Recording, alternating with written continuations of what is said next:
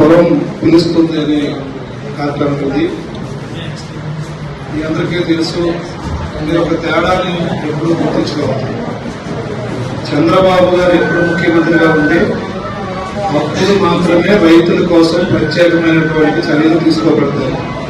చంద్రబాబు గారు లేకపోతే ఇంకేమీ తీసుకోబడదు. అందుకే 2019-24 వరకు ఈ పొలం పిలుస్తుందనే కార్యక్రమం లేదు. ఇప్పుడు మళ్ళీ వచ్చింది కాబట్టి అంటే ఒక రైతుకు సంబంధించి ఒక కార్యక్రమాన్ని తీసుకుని మీరు ఎన్నుకున్న ఎమ్మెల్యే, మీరు ఎన్నుకున్న ఎంపీ, మీరు ఎన్నుకున్న ఎంపీకి సర్పంచులు మీ ముందుకు వస్తే, మాతో పాటు అధికారులు కాసేపు మీ ముందుకు వస్తే అనేక సమస్యలు మీకు పరిష్కారం అవుతాయి, అనేక విషయాలు తెలుస్తాయి. ఇప్పుడే రైతు అధ్యక్షులు పైకి వెళ్ళలేదు, తెలిసింది. మళ్ళీ నెక్స్ట్ వాళ్ళు రిక్వైర్ చేసుకుంటారు. అలాగే రైతులకు ఏమి ఇవ్వాలో ఏమి కావాలో రిక్వైర్ చేసుకుంటారు. అధికారులు కూడా నేను అడిగాను, మీరు నాకు ముందు బ్రీఫ్ చేయకుండా కార్యక్రమాన్ని మీరు పెడితే నేను ఏం చెప్పాలని అడిగాను. అది వాళ్ళకి తెలియదు, ప్రొవైడ్ చేసుకుంటారు. అందుకని అలాగే గవర్నమెంట్ మీ సలహాలు తీసుకుని మరిన్ని స్కీములు మరింత బాగా ఇవ్వడానికి గవర్నమెంట్ కూడా నిర్ణయాలు తీసుకుంటుంది.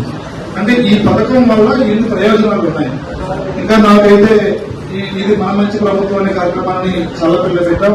అక్కడ వెయిటింగ్, నేను వెళ్ళాలా వరుసగా స్పోర్ట్స్, ఆ తర్వాత డ్రోన్, ఆ తర్వాత ఈ 3 ఉండటం వల్ల నాకు లేట్ అవుతుంది. నేను వెళ్ళిన తర్వాత ఎమ్మెల్సీ గారు మాట్లాడి వెళ్తారు.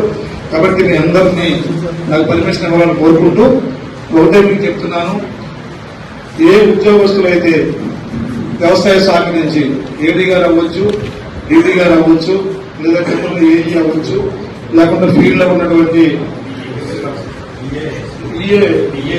ఈఏలు కానీ వీళ్ళందరూ బాధ్యతగా ఉండాలంటే మీరు ఎప్పుడు అప్డేట్ గా ఉండాలా. మీరు ధైర్యంగా మాట్లాడి తెలుసుకోండి. నేను చెప్పకపోతే నాకు చెప్పండి. నేను ఒకటే అందరికీ మాటిస్తున్నాను, ఈ 5 సంవత్సరాల గవర్నమెంట్ కి మనలో ప్రజలు ఎన్నుకున్నారు. చంద్రబాబు గారు ముఖ్యమంత్రిగా, పవన్ కళ్యాణ్ గారు డిప్యూటీ సీఎం గా, మోడీ గారు ప్రధానిగా 5 సంవత్సరాలు ఈ దేశాన్ని, ఈ రాష్ట్రాన్ని, ఈ రాష్ట్రంలో ఉన్న దేశంలో ఉన్న రైతాంగాన్ని అన్ని విధాలుగా ఆదుకుని వ్యవసాయ రంగాన్ని ముందుకు తీసుకెళ్ళడానికి మీరు ఈ ప్రభుత్వాన్ని ఎన్నుకుంటున్నారు. అలాంటి సందర్భంలో నేను పూర్తిగా రైతుల పక్షాన పనిచేయడానికి సిద్ధంగా ఉన్నానని మీకు తెలియజేస్తున్నాను. రైతుకు సంబంధించి ఎలాంటి పథకాన్నైనా, రైతుకు సంబంధించి ఎలాంటి ఇంకోదాన్నైనా వెంటనే పరిష్కారం చేయడానికి నేను యంత్రాంగం సిద్ధంగా ఉన్నాం. మీరు అన్ని వేళలా వినియోగించుకుని తద్వారా మంచి విధంగా వ్యవసాయం చేసి రైతులకు లాభాల్లోకి రావాలని. ఎందుకంటే రైతు చాలా నష్టపోతున్నారు. మీరందరికీ తెలుసు, మన పంట చేతికి రావడం చాలా కష్టం. ఎందుకంటే మనది సముద్ర తీర ప్రాంతం. ప్రతి దాలవాకి తుఫాను పడుతుంది, తొలకరి తుఫాను పడుతుంది. తొలకరి పోతుందని మనం మానసికంగా సిద్ధంగా ఉంటాం. కానీ తొలకరి దాలవా కూడా పోతే మనం తట్టుకోలేము.